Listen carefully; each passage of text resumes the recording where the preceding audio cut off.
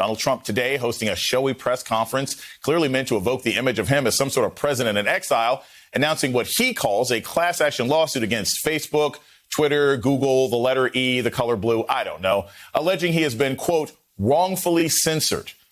But legal experts say his lawsuit won't hold water, and Trump is already fundraising off the lawsuit. Another hint, this may not be anything other than for show. Because if it's meant to be more than just a show, there could be a discovery phase. And does Trump really want discovery?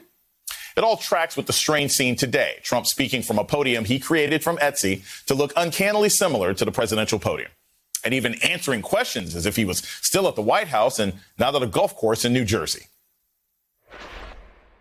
What did you do to stop the insurrection, as some people call it, and why were you not able to stop it? So that whole event, unfortunate event, just went through Congress and a report was issued and my name wasn't even mentioned.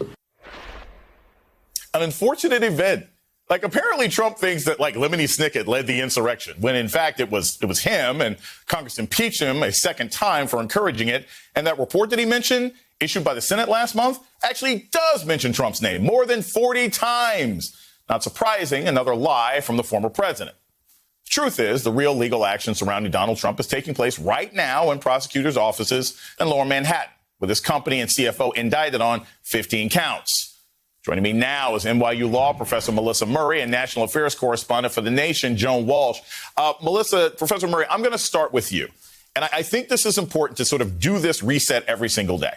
When I talk to people who don't do this for a living, they're like, how much trouble is Donald Trump in?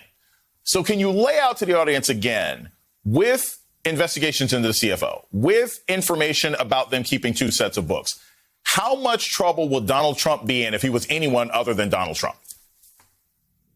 So, I mean, it's a pretty damning picture. But again, this is a person who has managed to distance himself from all manner of criminal activity that is swirling around him. So, again, the Trump organization has already been implicated in this. Alan Weisselberg has already been implicated in this. Will this go so far as to actually touch Donald Trump? That remains to be seen. But surely he is involved in this. It's whether or not there can actually be evidence that links him to it in a conclusive way that prosecutors can then use to prove all of the elements of their case. But it's not great, but this is a guy who's always been very slippery.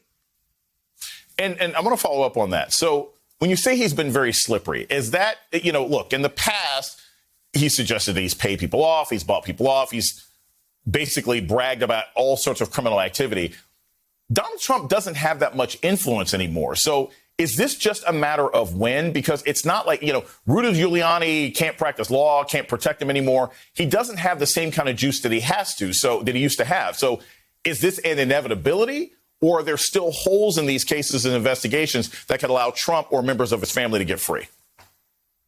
But I think it's hard to say because we don't know what all of the evidence is or what all of the charges will be. Again, I think if there's something connecting him to this in a more explicit way, we're going to learn about that in the next couple of weeks. But without actually knowing what the case against him is, I think it's going to be hard to say. But as to him not having influence, I think that explains why we have this incredibly bizarre class action lawsuit today, which is, it seems, is not only intended to get him back in front of the cameras and back into our radar screens, but also to drum up some funds for all of the different legal initiatives that he has going on at this point.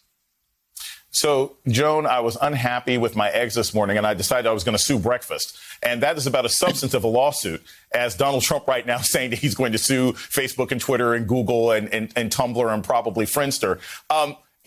Isn't this really just about the fact that he's starving for attention? Because you don't have to be a lawyer, even play one on TV, to think that he hates the fact that every single day he is not able to be on social media platforms. And that's really what this suit is about. It's entirely what it's about. I mean, this lawsuit is as dead as the Trump Foundation and Trump University and Ivanka's clothing line. I won't milk this. I could go on and on and on. You know that. But it's first and foremost an attempt to get back in front of the cameras, which succeeded, as well as a ginormous grift. I mean, clearly the fundraising appeals went out from him and Don Jr. Almost immediately. I hope they're not doing what they did during the campaign, which was sign people up automatically for monthly repeat donations. These people are eternally ready to fall for him. But that's all it is about. And right, we would love to see it go forward because we would really enjoy seeing him deposed and asked questions under oath about his involvement in January 6th and other things that led to his belatedly being kicked off these platforms. So it would be a sight to behold, but we will never behold it. We know that Trump will have truly hit rock bottom when he's doing OnlyFans and Cameo like Don Jr. There's audio now of sort of how small the Trump circle has become since the law is really going after them and they don't have this kind of influence. I want to play this audio, Joan, and get your thoughts on the other side. If you happen to walk by Ivanka, what would you like to say to her? Actually, we did see her. My wife and I were returning about a month or so ago, and she was leaving the building.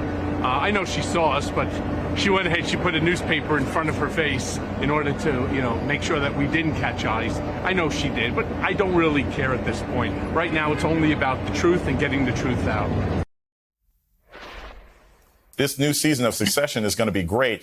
The fact that you have a situation where Ivanka Trump is now avoiding eye contact with Michael Cohen. This isn't just sort of high school drama. It suggests to me, and Joan, I'm curious what your thoughts are, it suggests to me that the number of people who they think they can flex on an influence has diminished immensely since just a couple months ago. Well, I think Michael Cohen has been outside of their circle for quite a while, but there are also reports that she's not especially close to her father lately, and that, she's using her helpers in the media to send forth this notion that she's estranged, she's embarrassed by so much of what he's done. We've been through this before, but, we do know, we literally don't know what's going on with these investigations, so I don't want to over speculate or promise anything. But she, if her dad is in trouble, she's in trouble. The boys are in trouble.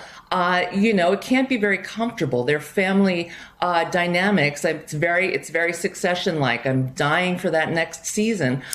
This is going to have to do for a while. So, Melissa, I have a list right here of all the people who are authorized to sign checks in the Trump organization. We got Don and Ivanka and Don Jr. and Eric Trump and Alan Weisselberg, all these people. If you are in a position to sign checks in this organization, you are potentially in position to get investigated and possibly face consequences for the fact that the organization was, holding two sets of books. If you're to look at this list right now, which of these people, we already know about Weisselberg, which of these people do you think might be the most concerned? Because I can imagine, look, maybe Ivanka, maybe Don Jr. is like, look, I only signed checks to charity. I wasn't really paying that attention. Do they have reason to be concerned if they did more than sign a couple of charity checks? Again, all of this really depends on what comes out in this investigation. It could be the case that the person who's really handling most of this and going back and forth between the two different sets of books is Alan Weisselberg. It's entirely possible that it's set up that way so that only one person is on the hook and that person isn't related to Donald Trump in any way. Picking between these three children, this is just sort of whack-a-mole at this point. This entire family is almost inextricably bound up in this cult of personality that is the Trump organization and their father. And so sort of extricating these leads is going to be incredibly difficult. But I think if the Trump organization is in trouble and Alan Weisselberg is in trouble, all of these individuals are also going to be worried. And going forward, I want to take us back also to Donald Trump's lawsuit that he's announcing today. He's like, I'm going to sue all these social media outlets. The law isn't always clear as to whether or not a president can block people or public officials can block people one way or another. But is there any case here? Because quite frankly, Twitter, Facebook, a lot of social media platforms seem to be really inconsistent in who they ban and how and what they do and do not consider to be abuse. So could Trump have a case here? Could he say, hey, look, I was in trouble. That was Donald Trump, the president. Now is Donald Trump, the private citizen. I should be able to say what I want. Does he have any sort of case here? And would it matter if he's going against Facebook or Google or Twitter and how strong his case is?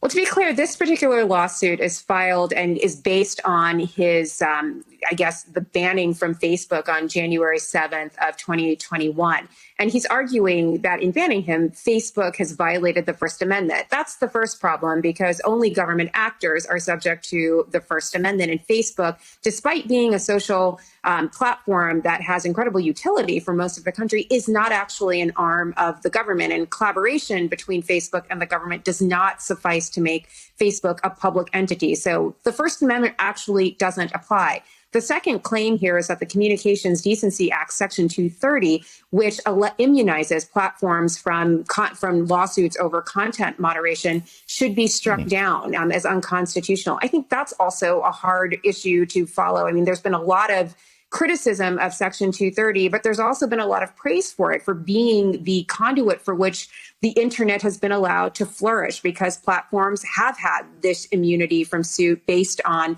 what is offered on those platforms, with some important limitations, like you cannot advertise for crime, sex trafficking, and things like that. But there's pretty much a free reign on the internet, and that's been part of what has made the internet so successful. So again, I don't think there's a lot here. This is, I think, as Joan says, an opportunity for former President Trump to fundraise off of his own sense of being bereaved or beleaguered by the public.